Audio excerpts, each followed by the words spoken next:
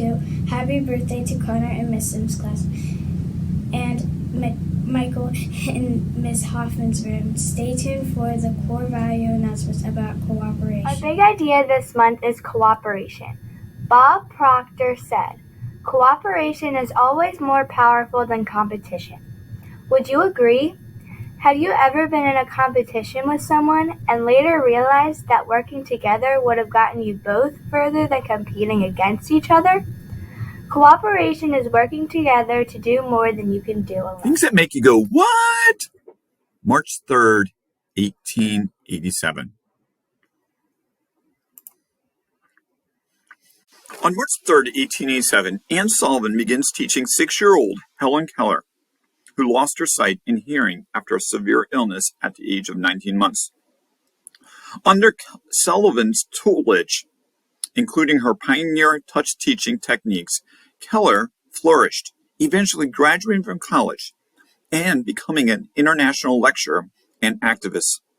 Sullivan, later dubbed the miracle worker, remained Keller's interpreter and constant companion until the older woman's death in 1936. Anne Sullivan was born in Massachusetts in 1866 and had first-hand experience with being handicapped. As a child, an infection impaired her vision. She then attended the Perkins Institute for the Blind, where she learned the manual alphabet in order to communicate with a classmate who was deaf and blind. Eventually, Sullivan had several operations that improved her weakened eyesight. Helen Keller was born June 27, 1880. As a baby, a brief illness, possibly scarlet fever or a form of bacterial meningitis, left Helen unable to see, hear, or speak. She was considered a bright but spoiled and strong-willed child. Her parents eventually sought the advice of Alexander Graham Bell, the inventor of the telephone and authority on the deaf. He suggested that the Kellers contact the Perkins Institute, which in turn recommended Anne Sullivan as a teacher. Sullivan, at the age of 20, arrived in Ivy Green, the Keller family estate, in 1887, and began working to socialize this child and teacher by spelling out words in Keller's hands. Initially, the fingerspelling meant nothing to Keller.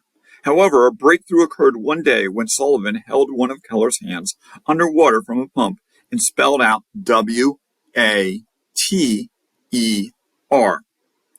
in Keller's palm. Keller went on to learn how to read, write, and speak. With Sullivan's assistance, Keller attended Radcliffe College and graduated with honors in 1904. Helen Keller died on June 1, 1968, at her home in Easton, Connecticut, at the age of 87, leaving her mark on the world by helping to alter perceptions about disabled. Hello, Bearsville. It's Zeus here. I hope you're enjoying Hildy Cracks the Case Hero Dog. I'm here with another trivia question, and it's all about me. People often mistake my bark for a dog. How many times my size? Email those correct answers to Mrs. Elliott, and the first 3 classes will be our winners.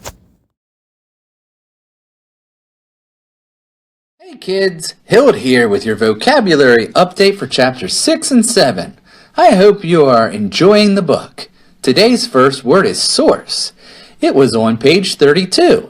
Here is the sentence. Officer D is my only reliable source at the Selinsgrove Police Department. And here is Officer D to tell you what the word source means. Kids, I'd be happy to tell you about the word source. A source is a person who gives information to a reporter. Like all the people that talked to Hild throughout the first few chapters. They were all good sources. That Officer D is such a great source for information. Our next word is confirm. It was on page 34. Here is the sentence. Can you confirm that happened at your house? I wondered if Officer D would be willing to tell us about the definition. Oh, Hild, Confirm means to make sure information is correct. Just how Hild had Mrs. Hooper confirm that someone broke into her house. See you later, kids.